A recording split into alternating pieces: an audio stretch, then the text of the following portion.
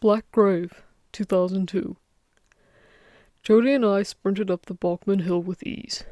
It was nearly midnight in October, and the wind was cold when it blew, but we were young, and our bodies never seemed tired or cold at all. Even though we were keeping pace with each other, we still continued to yell, "Keep up," or "Come on." It was Halloween, and Jody and I didn't want to spend this night parading around in dumb costumes, knocking on doors, begging for candy like peasants from the 1800s. We wanted to really do something this year. That's when I sparked a brilliant idea. I suggested that we sneak out around midnight and go up to the Balkman Cemetery. The Balkmans were a family of an older family of a rich family, and the descendants that came here built a massive house upon a hill, looking over what used to be a small mining town. It became the cornerstone of piquing people's interests in the town, and once they realized the location's beauty, lots of folks just started rolling in. The true line of Balkmans either died out or left for the city, leaving the Balkman house empty. The family plot also lies up there, with tons of spooky rumors about the place and its long since abandoned residents. The house itself was massive, but not big enough to be considered a mansion. Because of its size, people have whispered about many deaths surrounding the construction of the building, and that's why the Balkman family cemetery is so big. But, like all rumors, especially ones fabricated in a smaller town, these stories could have been stretched or grown out of proportion. Having never been up there ourselves, we weren't sure of anything. Like all children born in Red Haven, the Balkman house always had been around, lurking over the town atop the less-than-green hill. With that in mind, Jody and I never gave the house a second thought. But as I explained, this year we wanted to do something a little different for Halloween. A little special.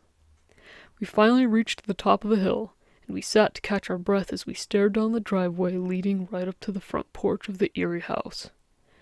"Wow, it sure is bigger up close," Jody said, still panting a good bit. I nodded. "Yeah, it didn't look so big from down in town, but man, she's a biggin'." I looked at Jody, and Jody looked at me. He grinned. "You ready to do this, Pat?" I gave him a grin in return and replied with an erect thumb. Jody turned his attention back to the house. He had a wild look in his eye, one I hadn't seen since that time he tried skateboarding off my roof and into my backyard pool. A lot of yelling was heard that day. I admit, I was starting to have second thoughts about our endeavor once we got closer to the house. It was huge, intimidating, and though I didn't tell Jody, I felt like something was watching us. Like, perhaps the house itself was already alert to our misdeeds. But like I did with any questionable adventure led by Jody, I just followed along silently, hoping the eerie feeling would pass. We finally reached the front of the house. The porch was massive, like everything else about the structure, and had an old barn style to it. The double doors loomed large, and old shriveled paint covered all exterior surfaces.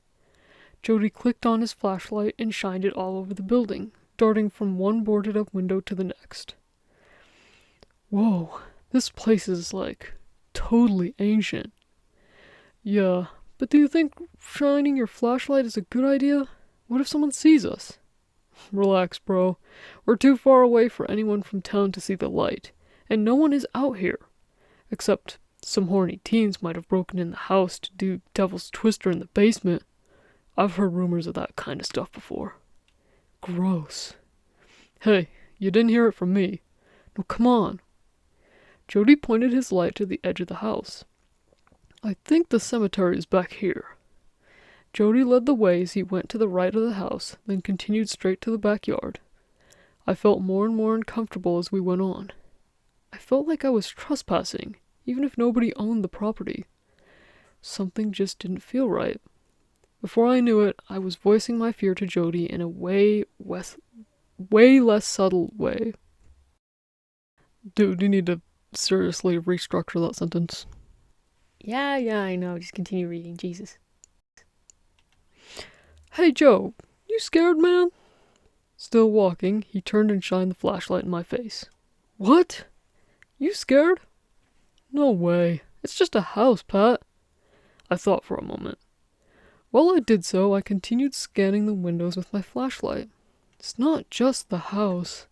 I've heard other things too. What are you talking about? You know that... He stopped, and I stopped with him. He turned fully toward me, a foolish grin on his face. You're scared, aren't you? I reacted as if I was slapped. No! No way, man. I was just wondering if you were. That's all. Jody shook his head. You totally are. He began walking again, slower this time. You know, he said in a low voice, I heard there once lived a witch in the woods just over that hill there. A witch? For real? I knew this was gonna happen. I really was quite a scaredy cat when it came to creatures lurking in the woods, especially witches. And Jody knew it. Yeah, they say she particularly liked to torture little boys. You know that street across the hill? Yeah. That's why they call it Diddler Street. I swallowed hard. Oh yeah? That's crazy. What's it mean? A diddler, Jody took a moment to step over a large dead bush, is someone who likes to do butt stuff to little kids. I clenched my cheeks. That's messed up. Where'd you hear that? From Toby Galeman. Oh, Jody, that's crap. You and I both know Toby is about as trustworthy as a snake in a fruit tree. You're right. But Toby only knew it because his brother knew it, because his uncle knew it, because his uncle was with the Force back in the day. I trust that. I frowned. That didn't comfort me at all. I wanted to protest, but Robert Galeman, Toby's uncle, was a credible source. He was about as old as the town itself, and always had stories to tell from his time as a police officer. Is it possible for a police officer to lie? Maybe, but considering my mother is also a member of the Force, you'll never hear those words come from my mouth. When we reached the backyard, Jody started looking towards the tree line, searching for the cemetery. He was silent for so long, I eventually called his name, to which he responded, then called me a sissy for thinking something was wrong with him. I was just scared. I had witches on my mind now. Just as I turned on my own flashlight and started observing the upstairs windows of the house, Jody finally said, "Found it!" I swiveled on my feet to face him, but he was already moving toward a patch of woods in the distance. Hey, wait for me! Once I was by Jody's side, I saw it too. A small gravestone shaped like a crucifix was peeking out from behind some weeds. When we got closer, we discovered that the cemetery was quite a bit larger than we thought it was going to be. It was a bit messy and unorganized. Gravestones were scattered all around, and they ranged from tiny, simple blocks of stone to massive adult-sized angel statues. Not many words were exchanged at first. A couple shocked, jaw-dropped glances, yes, but we remained quiet for the most part, much like the creepy cemetery itself. We eventually put on our big boy pants and started to move deeper in toward the cemetery, struggling to get through the gate-like wall of weeds and thistle bushes. Once we were officially in the cemetery, we kind of went our own ways, in terms of looking at different gravestones and their inscriptions. I was distracted enough to not be in constant fear. A smaller crucifix-shaped grave caught my eye, and I approached it slowly, before kneeling beside it and peeling away the weeds to read what it was carved. Buford Summerson, I read quietly. From 1903 to 1965. Beloved butler. Huh. Dude, this is freaky. What did you find? I found some dead butler over here. I found something a bit creepier. Come over here. I tromped over weeds and graves to find Jody kneeling beside a grave marked with a small angel statue, on her knees in prayer. I poked Jody in the shoulder, letting him know I was here since he didn't say anything when I approached. He looked up at me. Sarah Balkman, 1823 to 1827. She was only 4 years old when she died. How messed up is that? Pretty messed up, I agreed. A dark shape caught my eye.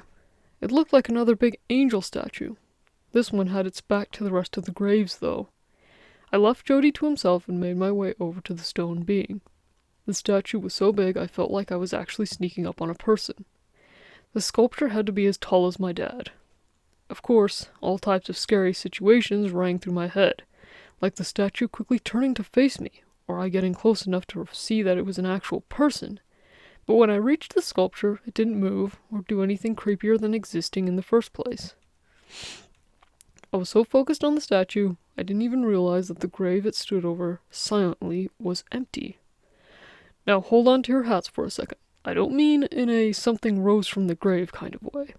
It was like the grave was dug to be ready to hold a casket, but nothing was ever put down into it, and it was left empty. Whoa. Hey Joe, come check this out. He stumbled over to me. What's up? Nothing up. Look down.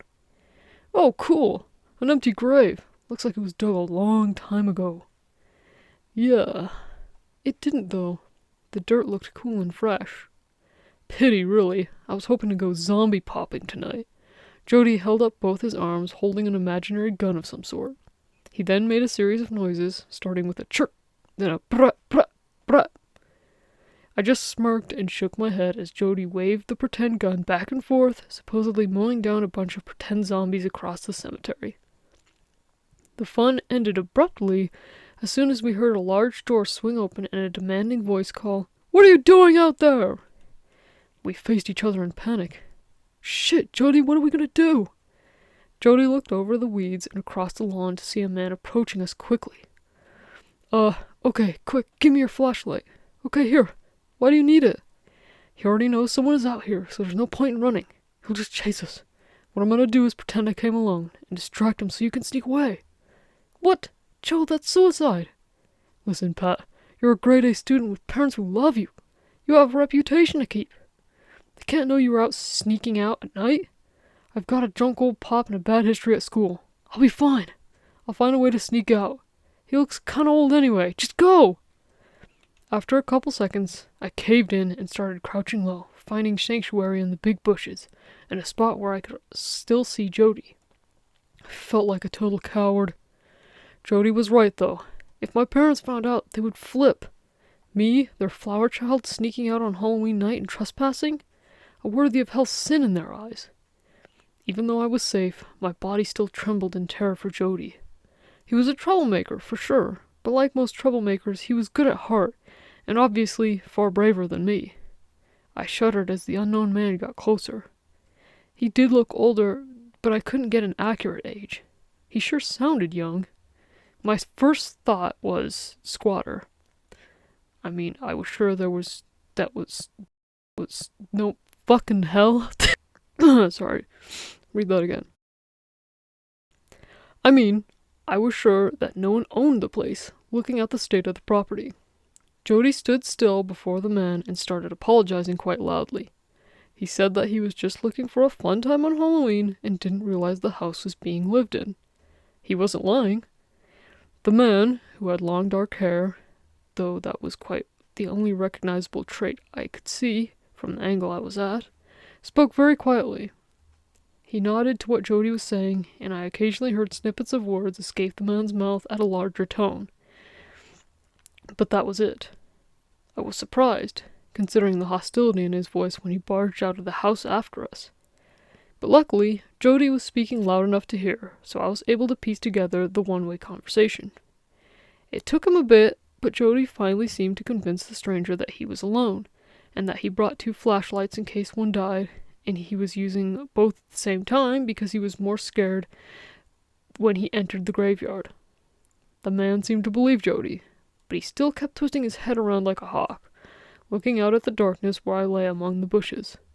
I instinctively ducked every time he looked my way, even though he'd have to have night vision to actually see me. It was pitch black where I was sitting. Suddenly, the conversation changed drastically as Jody started asking, "What? And are you sure?" Then, "Well, okay, if you say so." What was going on? I couldn't hear a word the man was saying. Then the man and Jody both started walking off in a different direction, toward the house. I sat still, debating whether or not to follow them, but I eventually decided to follow them and see if they were actually going back to the house or not. Who knows, maybe the man just wanted to walk Jody back to his house, or something simple like that. But alas, as I crept behind the gravestones and wrangled with bloodthirsty weeds, I saw the 2 of them walk up on the back porch, then enter the house. What was happening? I was terrified. Not only because I was confused and concerned about the whole situation, but it didn't help that I was sitting alone in the darkness in a cemetery, and it was starting to get cold out too. Then, with my eyes already fixed on the house, I watched as a small yellow light flickered on in the window of the house. Great! Now with a little light to guide my way, I started to make my way over to the monster's house. I didn't have any plan or strategy. I wasn't even sure my movements were my own anymore. All I knew was that something was going on that involved my best friend, and I had a really bad feeling about it. Besides, as cliche as it might seem, if our situations were reversed, Jody would have definitely go to great lengths to make sure I was okay. After all, his favorite line had always been, "Never leave a man behind." It was practically his catchphrase. I was now on the deck, traveling slower and slower. I got to one of the windows next to the porch door and peeked inside. The inside was no creepier than the outside. Dust covered everything, and large furniture was even covered in white sheets. There was even a piano in the living room that I was spying in on. There was a large stone fireplace as well, but no fire or logs, or anything really to suggest that it was being used. The knot in my gut hardened. My theory about him being a squatter was seeming more and more true. I've heard horror stories about homeless or dangerous people taking shelter in abandoned buildings. My train of thought was interrupted by a super loud bang. I stood still like a stone in the silence of the night for a good long while. Thankfully, even from where I was at, I could tell it wasn't a gun going off. It was more like something hitting the ground with speed. I was shaking in my shoes. But What? Redo. Shut up! Okay. I was shaking in my shoes, but every second that I didn't hear or see him, I worried even more for Jody. I shakily reached for the doorknob to find it unlocked. Then, music began to play. It was hard to hear and overcome with static. I froze for a second, then resumed, opening the door, to which it creaked ever so quietly, despite its age. Thank baby Jesus. Though the door was generous, I still only opened it enough to where I could squeeze in. Now I was inside, and I wasn't surprised that it was nearly just as cold in here as it was out there. I was really hoping that once I was inside, my body would continue to roll on autopilot. But now as I stood there, crouching, jerking my head to face even the slightest of sounds, I had no idea what to do. The only light was a small little oil lamp, but in the darkness it shed quite a bit of light. I still found myself frozen in fear and paranoia. The music didn't help my concentration either. Now inside, I could hear it better. It was like freaky orchestral music, playing loudly on what sounded like a radio. In this large house, I didn't even know what room they were in. Luckily, I was pretty sure that whatever the bang was, it had come from upstairs. So that was where I started moving. When I found the staircase, it began in the kitchen on the opposite side of the house. I started to ascend, only to cringe when it became clear that the stairs weren't as creak-free as the back door. My heart was pounding, and I was sweating from places I didn't even know you could sweat from. My lip was nearly bleeding from me chewing on it. Then I realized that the creak may have sounded loud to me because senses were heightened with worry, but in reality, the little creak could barely be heard over the music that rang through the house. I shook my head and let go of my breath. I had to focus on getting to Jody. As I climbed the stairs, I kept my thoughts on him rather than myself. I was playing tons of scenarios through my head. Me getting the jump on the guy, and Jody and I running out of the house and never returning ever again. Good scenario. Or the mysterious man hearing me and tackling me and doing to me whatever he was doing with Jody, and our faces ending up plastered on milk cartons. Bad scenario. No, I had to keep a clear head and not assume anything. Whatever was going to happen, bad or not. After all, there was nothing I could do except pray that God was on my side tonight. Finally, I reached the upstairs. I looked left, then right. It was a hallway that I looked upon, and there were 4 doors, and they were all closed except for the one on the far right, to which a flickering light was on in the room. I was at a standstill, though, as it felt a little too obvious. But if Jody did indeed convince the man that he was alone, then he should have no reason to spring a trap, right? Yeah, sure. As I sat, thinking, I suddenly heard the back end of some words. It was coming from that room. They had to be in there. I crawled closer and closer. At last I was at the door. The music was blaring. It was coming from that room. The speaking was louder too, but nowhere loud enough to hear what was being said. I peeked inside.